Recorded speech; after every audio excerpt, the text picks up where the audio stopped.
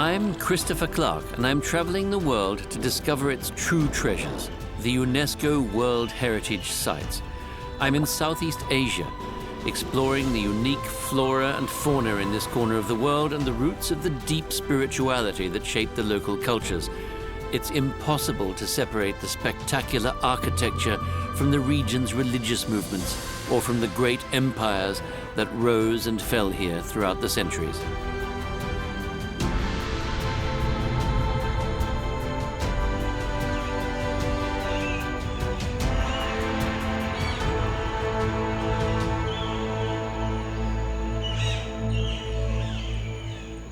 Southeast Asia has a very special kind of magic. Its natural wonders and the secrets of the civilizations that arose here over the centuries are a big part of that. The diversity of peoples and languages, of religions and temples is absolutely fascinating. This is where two major cultures meet, the Indian and the Chinese.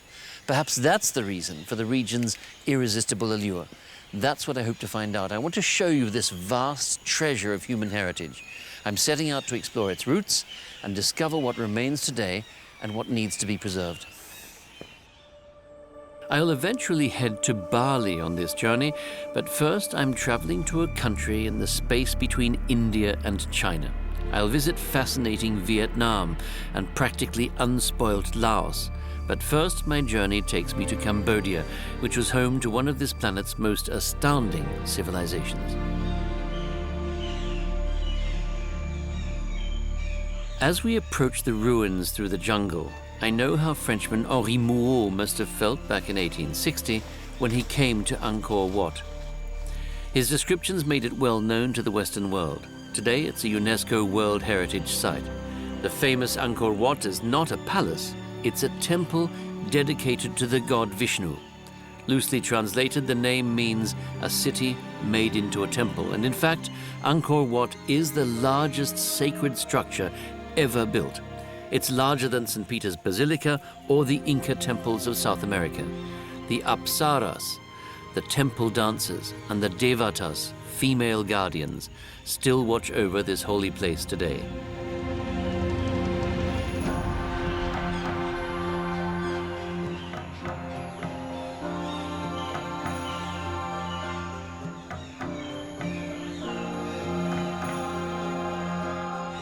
Child monks still use the site for ceremonies and blessings. The entire architectural complex breathes the spirit of sacred rituals. The visitor cannot help but feel small before these immense structures. Angkor Wat, the temple, is an artistic highlight of the indigenous Khmer culture. And Angkor, the city, was a center of the mighty Khmer Empire. Nowadays, these ancient buildings are taken over, at least in the daylight hours, by hordes of monkeys and tourists. In the early hours of the morning, we're lucky enough to have this enormous jungle cathedral all to ourselves for a little while. The towers, designed to look like lotus blossoms, and the long galleries represent the order of the cosmos. The rulers of this place believed that they were at the center of the universe. Hinduism was the main religion of the Khmer. The idea of the Deva Raja, or god kings, comes from that faith.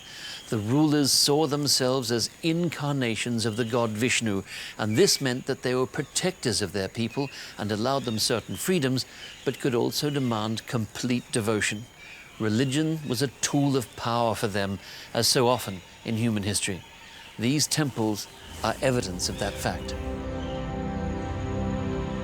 But who was behind all of this? Which ruler placed himself on an equal footing with God? There's an image of him in Angkor Wat, depicted in a relief. King Suryavarman II ascended to the throne in 1113 when he was no more than 20 years old. He expanded the influence of Angkor, then known as Kamboja, by waging war against its neighbors and transforming the city around the temple into a bustling metropolis.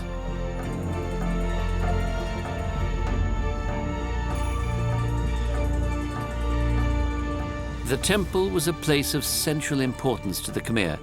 This is where they all came together. And these bas-reliefs were instruments not only of religious instruction, but also of propaganda and the projection of power. They were supposed to edify a mostly illiterate people, to teach them how to live virtuously. But they were also a platform for the emperor to exhibit his power, his heroic feats, and his enormous wealth. The sheer size of ancient Angkor is astonishing. The temple's layout was meticulously planned by priests and astrologers. Angkor was the leading global city of its era and the largest pre-industrial settlement on Earth. Up to 1 million people are believed to have lived here. But what do we really know about day-to-day life in Angkor? Zhou Daguan, a Chinese diplomat and a contemporary of Marco Polo, was sent to Angkor in 1297 as part of an imperial delegation. He wrote down everything he saw, and his notes are our only evidence of what Angkor was like during its golden age. So how did the people here live their lives, and what does that tell us about their culture? The people of Angkor lived in wooden houses. Only the temples were made of stone, built to last for eternity. Every temple was reflected in a pool of water, a symbol intended to evoke the primeval ocean. Holy sites were always designed in perfect symmetry, and the tallest of the 5 towers in the middle of the complex represented the holy Meru mountain, the center of their world. Angkor was not a sad place, according to Zhou Daguan, and the reliefs we can still find in Angkor today, around 800 years later, bear out his observation. Here's a cheerful market scene. A pig roasting at an inn. The imagery suggests that Khmer men were the ones doing the cooking. The women performed other tasks.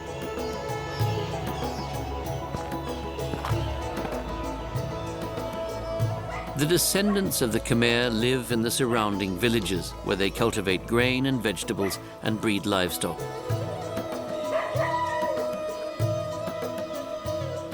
They live together as extended families, and even today, you get the impression that the women play the leading role, as they did back in the era of the old Khmer when the kings still reigned. Not only do they raise the children, they also organize the entire community and tend to the animals.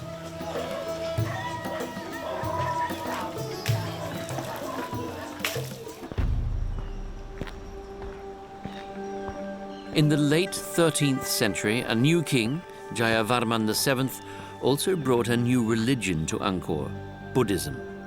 Even today, next to the Bayon temple commissioned by the king, there's a monastery inhabited primarily by child monks. And benevolent Buddha faces carved into the towers of the holy site smile down on all beneath them.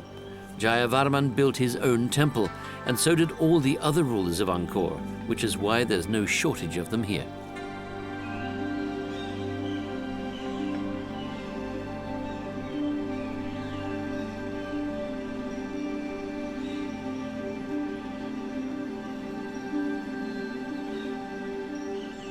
The reliefs on the exterior walls depict the construction of the temples of Angkor over the centuries. They were very proud of this work. There were great builders and engineers among the Khmer.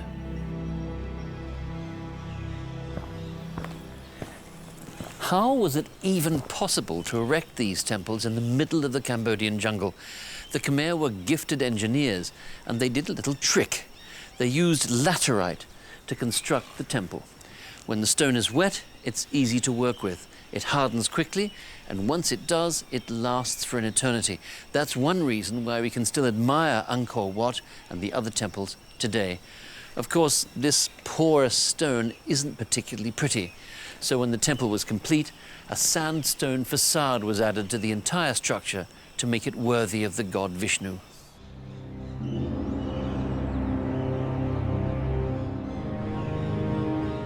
Many vivid colors and a lot of gold added to the spectacular power of this holy place. Since the city was abandoned, nature has been reclaiming the territory that the Khmer once wrested from the jungle's grasp.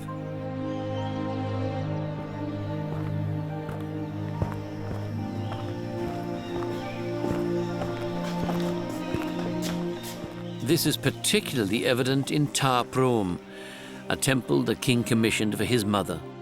Roots enfold the masonry like the tentacles of an enormous kraken, compressing it as they grow. Although this was a Buddhist temple, we still find motifs from the time when Hinduism dominated Angkor. It's a connection between the eras and the religions, likely arising from the tolerance and respect the Khmer held for their ancestors, who still worshipped the god Vishnu.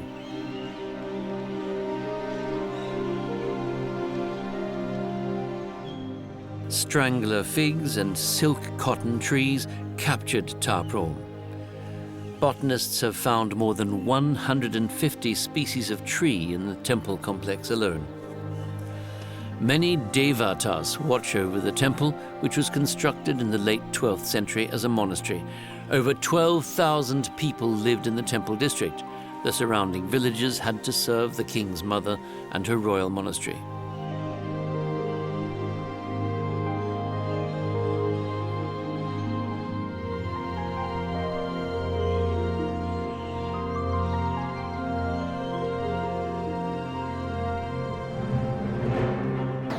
To get a sense of the former size of the city of Angkor, you really need to take to the skies.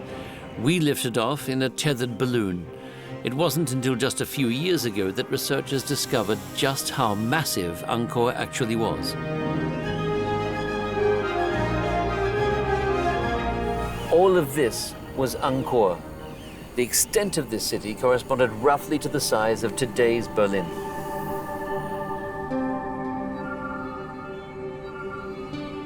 Using laser satellite imagery, a team of researchers from France and Australia was able to determine just how big the largest metropolis of the Middle Ages actually was, and they made an exact map. Every overgrown ruin, every trace of human development was recorded. It was a sensational project. A carefully planned and well-connected city became visible. Every block was separated from the next by a street or a canal. The two enormous water basins are particularly eye-catching. For the Khmer, they were more than just symbols of the primeval ocean. They were also, and perhaps more importantly, a reservoir for irrigating rice fields. Angkor's wealth came mainly from rice farming.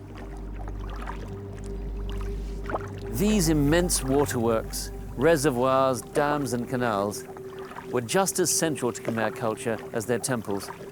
But their true dimensions really only become apparent when you cross them by boat. This 8-kilometer-long water basin collected the monsoon floodwaters from the mountains for use in the fields, and the entire city was supplied with water from here via stone canals, an impressive feat by the 12th and 13th century engineers. They were incredibly creative architects.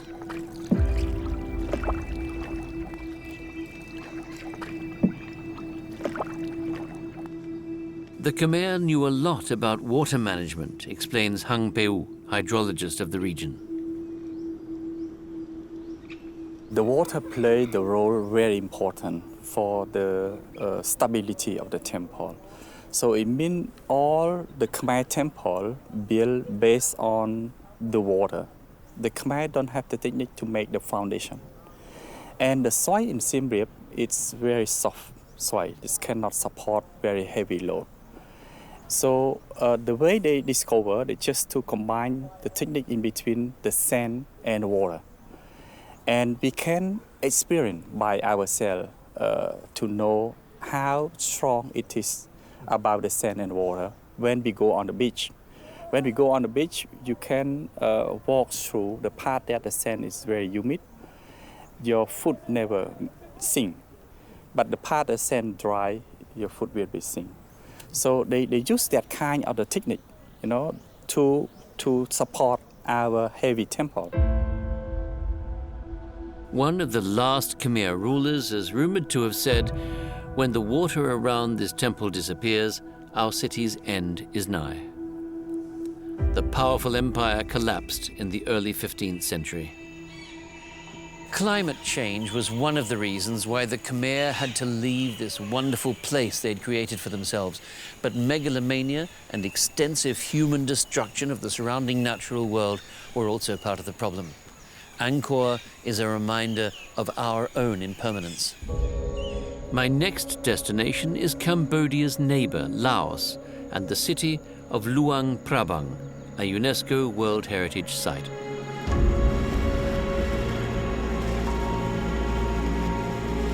The vast Mekong River will carry me there. At more than 4,000 kilometers, it is Southeast Asia's longest river and the region's lifeline.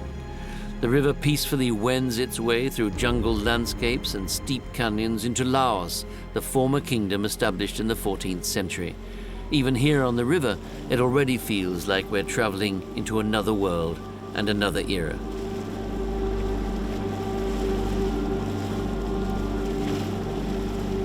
"100 years ago, when British explorer James McCarthy first saw the temple roofs of the city of Luang Prabang from afar, he thought for a few seconds that he was witnessing a celestial phenomenon. Yet when he docked his boat and entered the city, he was filled with a deep melancholy, because even then he realized that this was a world that belonged to the past. And yet it still exists today. In Luang Prabang, we can experience another era." UNESCO named Luang Prabang a World Heritage Site because it is actually one of the only cities in Southeast Asia that has been so well maintained and preserved through turbulent centuries. Over the last 25 years, the temples and houses have been painstakingly restored using traditional techniques, all under the strict supervision of UNESCO. The buildings here are constructed in a highly distinctive style.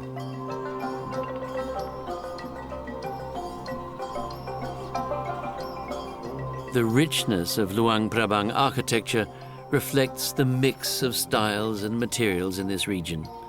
The restoration has breathed new life into this remarkable place.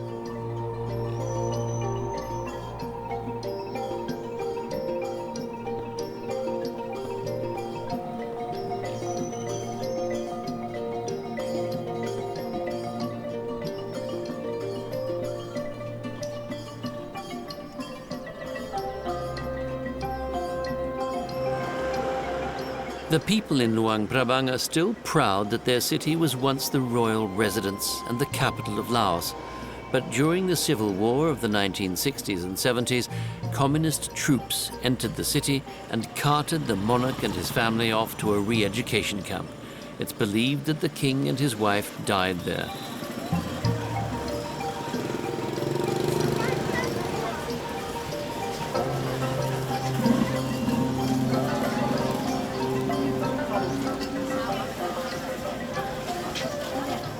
Today, life is tranquil in the secluded Mekong Valley where Luang Prabang is nestled.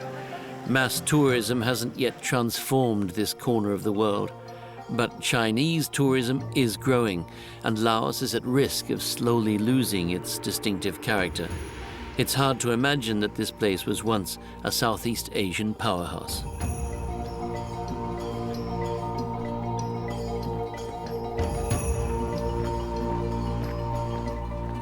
Serpent symbols can be found everywhere in Laos. They are believed to protect the inhabitants of buildings. And the elephants are reference to the name of the ancient empire. Luang Prabang was the capital of Lang San, the powerful empire of the million elephants, and the seat of the kings of Laos for centuries. The country was founded by Phà Ngum. The son of royal rulers, Phà Ngum was born with 33 teeth. Consequently, he was thought to be cursed and was abandoned on the Mekong River. A Khmer king found him and raised him as his own.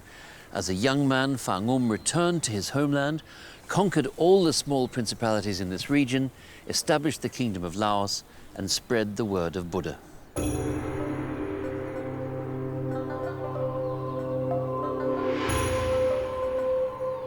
Buddhism still dominates the atmosphere in Luang Prabang today.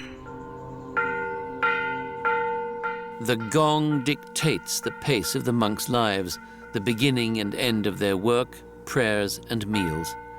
There are about 40 Buddhist monasteries here, but this one, Wat Sieng Tong, is the most important. It's centered on an ordination hall built in 1560. Frowning eaves sweep low to the ground. We're speaking with a young monk. Satupan, how did Buddhism come to this place in Laos? Buddhism arrived with King Phan Gung in the 14th century, and with him came the Prabang, the most important likeness of Buddha in Laos. It gave the city its name, and is still in our monastery today. Kam Jai Lilai, Satupan.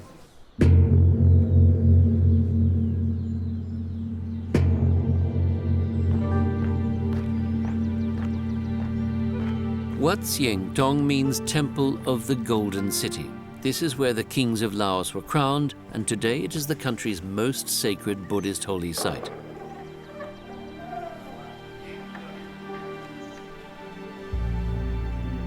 The temple was founded by King Sethathirat. It survived all the wars of conquest, lootings, and pillages Luang Prabang has seen over the centuries. Many Buddhist believers are convinced that the serpent god who resides where the Mekong and Nam Khan rivers meet protects the sanctuary. There are patterned teak wood pillars supporting the roof. They are stenciled in gold on red or black lacquer with floral motifs, animals, scenes of daily life, and Buddhist tales.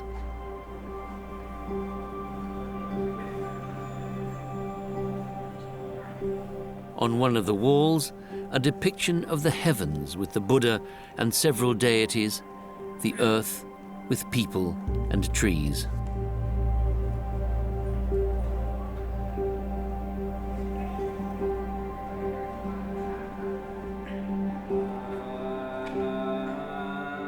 Sitting on an elaborate pedestal is the principal image of Buddha in the Bhumisparsha Mudra, his right hand touching the earth. A very special exception has been made for us. We've been permitted to attend a religious service for the monastery's monks and initiates. Many male Laotians join a monastery for at least some period of their lives. At an early age, they learn Buddhist rituals such as the ancient chants and the sutras, but they also attend a regular school. In fact, for many of them, joining a monastery is their only option for education, especially if they come from rural areas. And life far away from home is not easy for the novices. Most of them can visit their families only once a year. It's impossible to imagine Southeast Asia without Buddhism. Buddhism sets the pace of life in this part of the world, and that's especially palpable here in Luang Prabang. Since its founding in the 14th century, the city has been a religious center for all Buddhists, and you can't help but feel that Buddha, who influences every aspect of life here, has been elevated to the status of a god, although he never saw himself that way.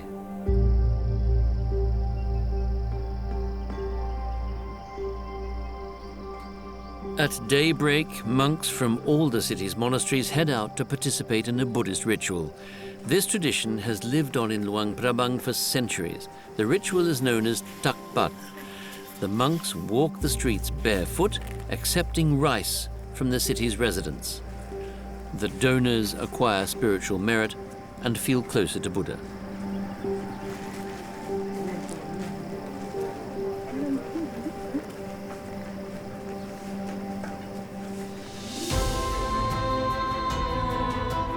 In a part of the world where mass tourism has for the most part swept everything before it, Luang Prabang really is an intact enclave from another time. As I leave Laos, I become aware of the fragility of these places and of the spirit that breathes life into them.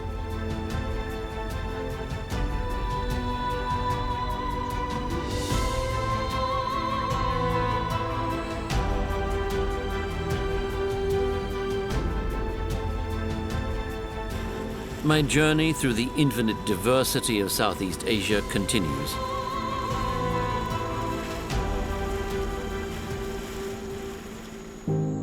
My next destination is the world's largest island nation, Indonesia. The island of Bali, in the Indian Ocean, is also part of this country.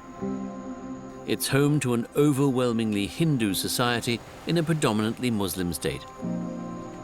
This is a world of volcanoes, lush rainforests, and carefully cultivated rice terraces. Rice cultivation was invented in China at least 8,000 years ago, and it made its way to the Indonesian islands via trading routes. Even in the earliest documents discovered in Bali, rice cultivation is mentioned as a vital source of subsistence for the island. The fertile volcanic soil offers ideal conditions, but rice still needs abundant water to grow. And water is sacred to the Balinese.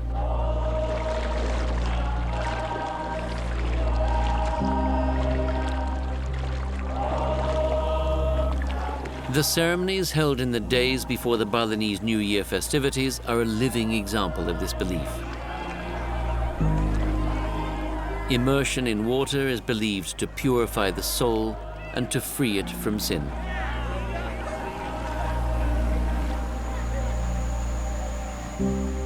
The sea is one source of purification and healing, and in the Balinese hills, an ancient system of cascading terraces and dikes, known as subaks, captures rain and spring water, preserving, controlling, and distributing it for the rice terraces used by the farming cooperatives. But the subaks are more than an irrigation system. They are a form of communal social organization, bound together with shared duty and festivities. An entire culture evolved around this idea, centered on the meticulous joint management of a precious natural resource. And today, the subaks of Bali are a UNESCO World Heritage Site.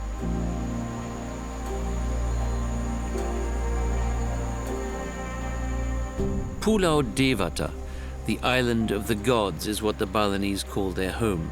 And they say that the gods provide the water that flows in abundance on this island. The islanders make rich offerings to their gods to ensure their favor, so that the springs never run dry.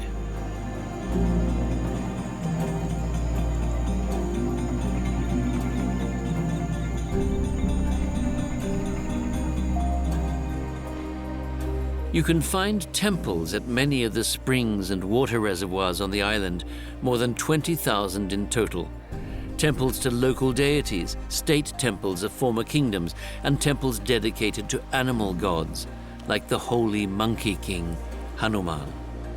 For Indian Hindus too, Hanuman, as one of the reincarnations of Shiva, is among the most important deities. The Bat Temple Pura Goa Lava is considered one of Bali's most important holy sites. At its heart is a cave that is home to thousands of bats. According to Balinese belief, the cave that leads deep into the mountain forms a connection with the underworld. Since the 11th century, the Balinese have held ceremonies here in the hope of making contact with the souls of their departed ancestors.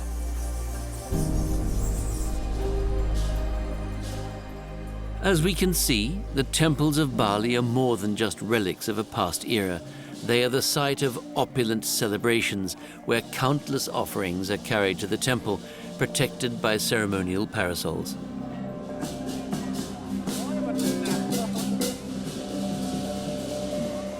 The ceremonies perform the idea of harmony between the worshippers, gods, nature, and the whole of humanity. The offerings consist of up to 300 different types of plants and fruits. First, they are presented to the deities in a procession, then served up on the altars.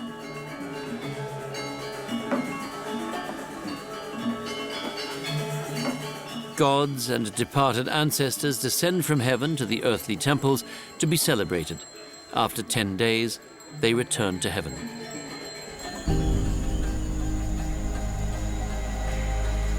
With these tributes received, the gods of Bali will continue to ensure that the monsoons keep the rice fields fertile and the sacred water never stops flowing from the springs. This Balinese approach to life is thousands of years old, but today it is more modern than ever because it treats nature not as a reserve to be exploited and consumed, but as a force in its own right and an equal partner.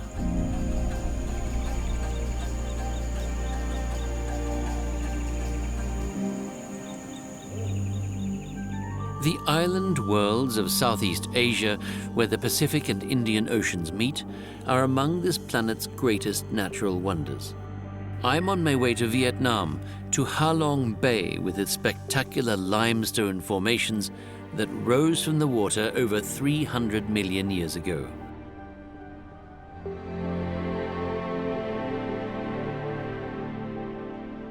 Lush vegetation blankets these uninhabited islands, some of which jut hundreds of meters out of the water. A number of the dense jungles are home to plants that can only be found here. But the idyllic atmosphere is deceptive. Storms and hurricanes have sunk many ships and claimed many lives. The bay can be dangerous, but its strangeness and beauty are breathtaking.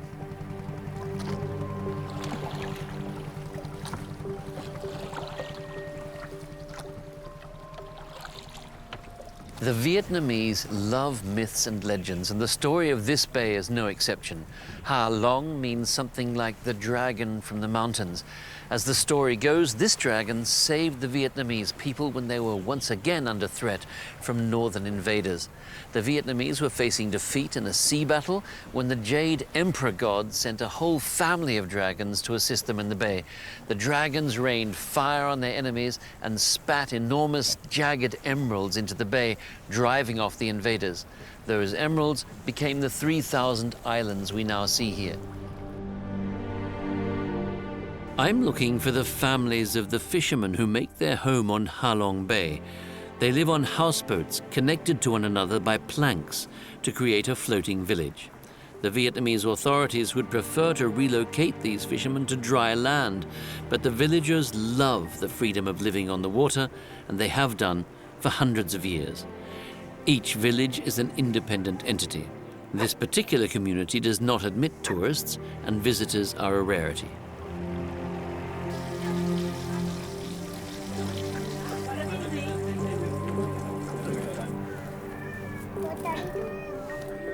The floating villages are their own little world. A fisherman's family has invited us in. We're only meeting the men. The women are too shy. Smartphones are rare here, and televisions are nowhere to be found. When they aren't out fishing, they tell each other stories or play cards. Xin chào, xin chào. Xin chào quý khốn.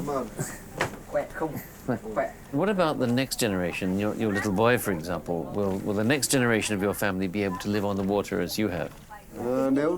Life here isn't easy, but we love it. And I hope my children and grandchildren will feel the same. When you are away from this place, you miss it. We used to live in Bahang, but the fishing grounds are better here. We hope that future generations will be able to make a living here.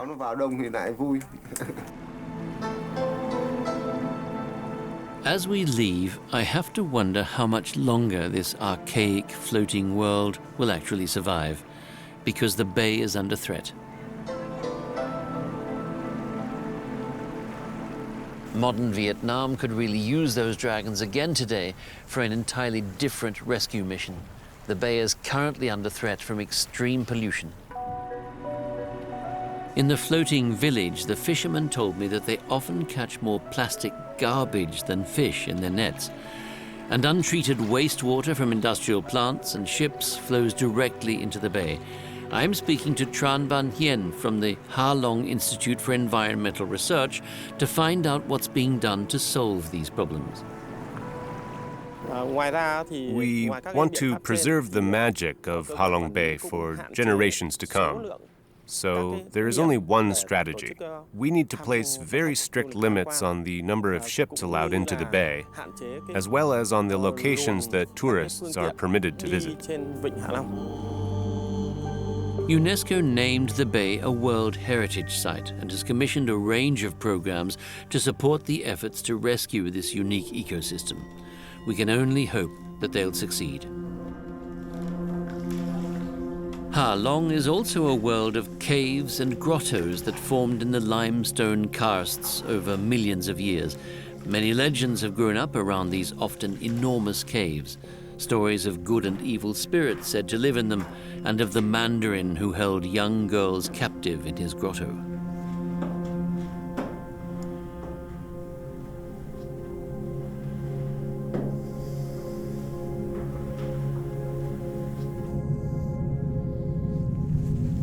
It's just a little eerie all alone in this cave. There are thousands of such caves around Halong Bay, and in many of them you can hear the same sound. Can you hear it? It's like the rumor of distant drums, and legend has it that these are the echoes of ancient battles, of which there have been so many in Vietnamese history. During the last Vietnam War, Vietnamese soldiers would often hide in such caves to protect themselves from American air raids. And central Vietnam is the home of the world's largest cave complex, the Son Doong cave, which was discovered in 1990. Today, it's a UNESCO World Natural Heritage Site.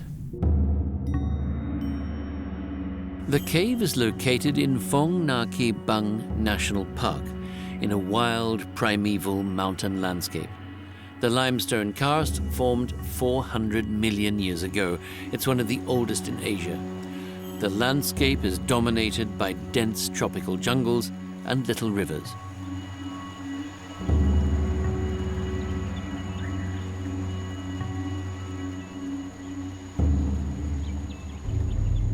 Son Doong Cave is 9 kilometers long and up to 200 meters high at some points. You could fit Cologne Cathedral inside it. Enormous stalactites alternate with cave pearls formed by dripping water.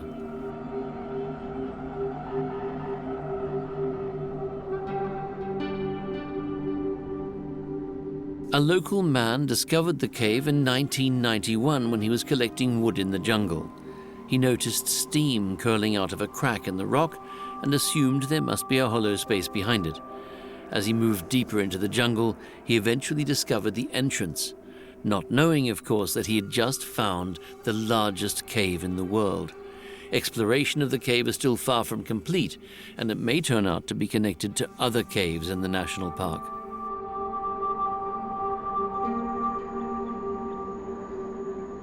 Some of the neighboring caves were sacred to the Cham people who lived here in the 9th and 10th centuries. Remnants of altars where the Cham worshipped their gods have been found here, and it's easy to understand why they chose these spots. Everything here feels otherworldly. It's amazing how little is yet known about the plant life in Son Doong. Plants have been discovered that only exist here, ferns, palms, and other jungle species that have never been seen before.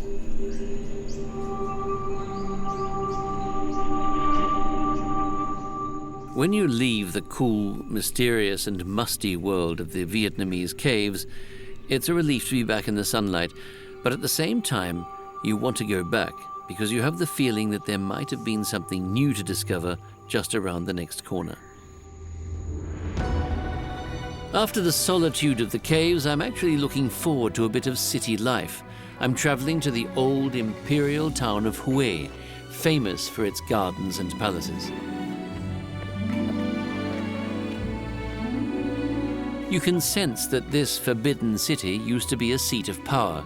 In a stunning location on the Song Huong, the Perfume River, this city was suddenly jolted from its sleepy provincial existence when it was named the capital. Emperor Jia Long of the Nguyen dynasty commissioned the construction of a fortress in 1802. It took 30 years to build. The emperor's family and a select group of elites were the only ones permitted to enter the inner city.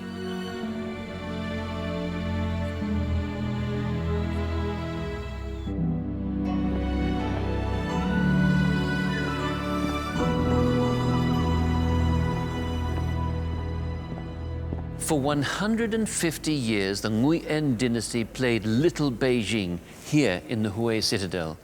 Their forbidden city is modeled closely, in a more modest register, on the forbidden city of the Chinese emperors in Beijing, and the Nguyen too saw themselves as sons of heaven. It's not unlike those lesser German princes who modeled their 18th century courts on the Versailles of the French Sun King. The courtly life of the Nguyen was correspondingly lavish, and it remained so even after the Vietnamese emperors became little more than puppets of the French colonial rulers. And in old photos, the emperor and his court really do look like marionettes, displaced from time. The emperor's ornate gold throne remains, as if he and his retinue might return here at any moment. Even as the French extended their control across Indochina, a highly distinctive courtly culture evolved here.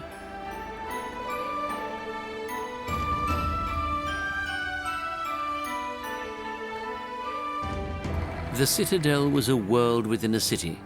There were temples, buildings for the royal household, ornamental gardens, shady paths, and long, airy passageways. Everything was designed in strict accordance with the ancient rules of Chinese architecture. The structures were intended to radiate harmony, but also to project power. And in 1968, during the Vietnam War, American and South Vietnamese troops fought bitterly with the Viet Cong on this exact spot. Mr. Nguyen, do you remember the American attack on Hue? At that time, I stayed here, in this city. In the Tet Offensive in 1968, the whole city was in the area of bomb runs from American aircrafts and artillery coordinates. The whole city, from the Forbidden City to Chuang Dat Gate, Chan Tai Gate, and the whole imperial palace was located in the coordinates of bombs dropped and shots fired.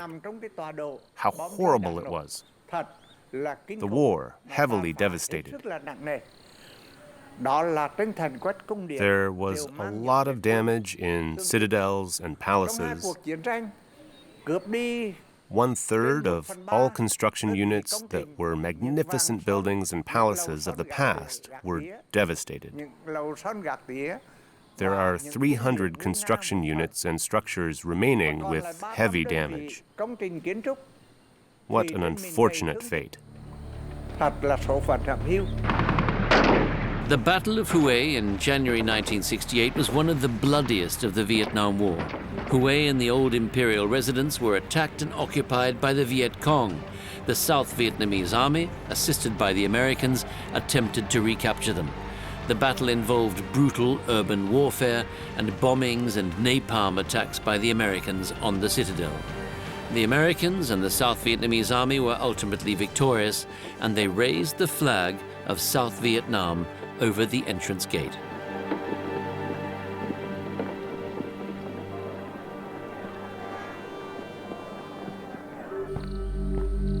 I begin to realize what an important symbol this place is. Militarily, the Battle of Hue was a victory for the Americans and the South Vietnamese, but in political terms, it marked the beginning of the end of America's involvement in Vietnam and in all of Indochina.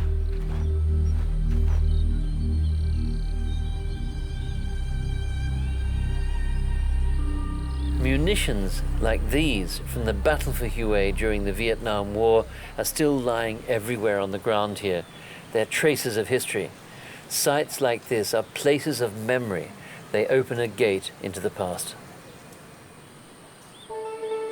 Today, this war remains both a trauma and a source of pride for the Vietnamese, all the more reason to make sure this ancient cultural heritage is preserved. Under the supervision of UNESCO, the Hue Citadel and Forbidden City are being restored, including the last emperor's library. Tai Kong Nguyen is showing me how craftsmen from Hue are restoring everything. The ancestors of some of the foremen practiced these ancient techniques as they worked on the old imperial palace.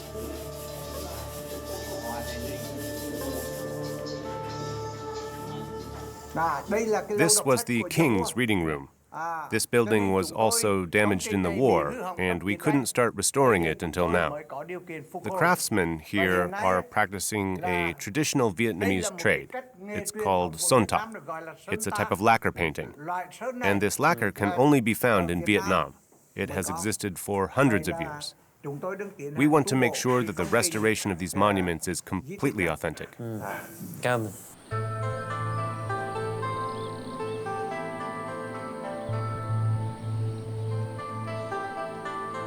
So much has been achieved here, but much remains to be done.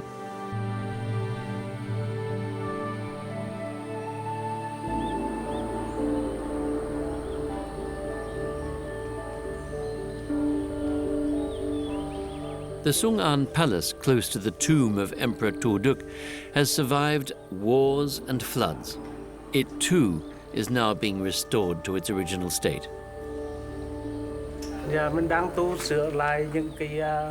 We have found remaining patterns on the walls and columns, and we are now restoring them to preserve the unique style of the whole site.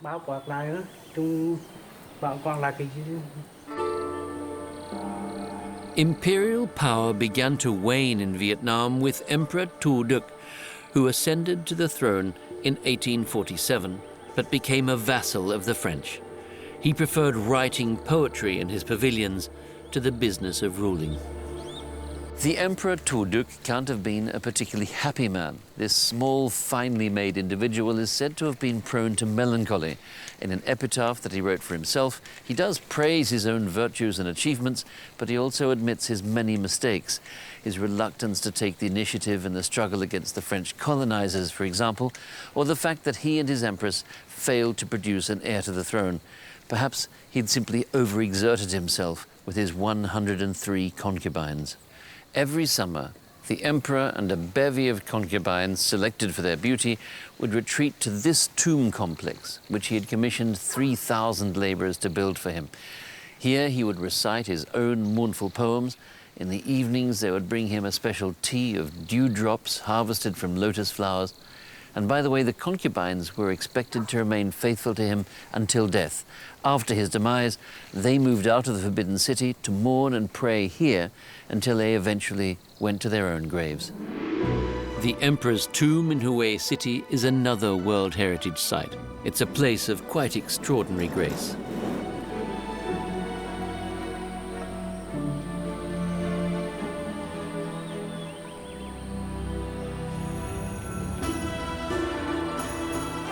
This spirit screen was intended to protect the ruler from wind and demons in his eternal rest.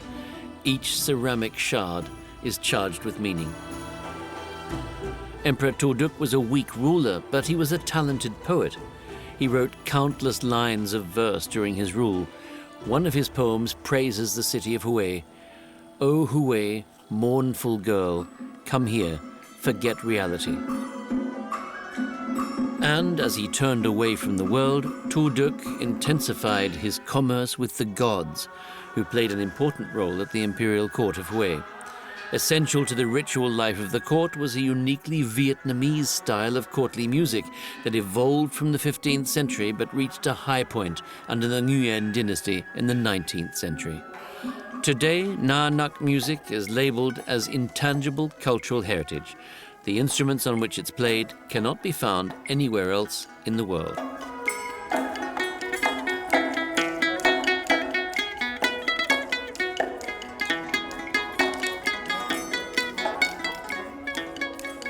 This is a beautiful instrument. What's its name?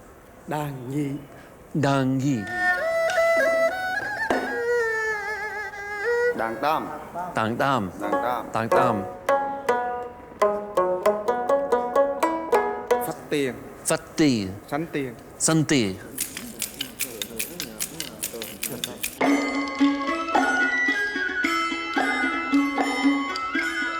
Southeast Asia has been plagued by war for much of its history and repeatedly subjugated by foreign rulers. The Chinese came to Vietnam in several waves of conquest, followed later by the French and then the Japanese, who were soon supplanted by the Americans. The region's cultural heritage is of all the more importance. The treasures of Southeast Asia's ancient past and the pride in this history can be a source of strength in the face of an uncertain future, particularly here in Vietnam.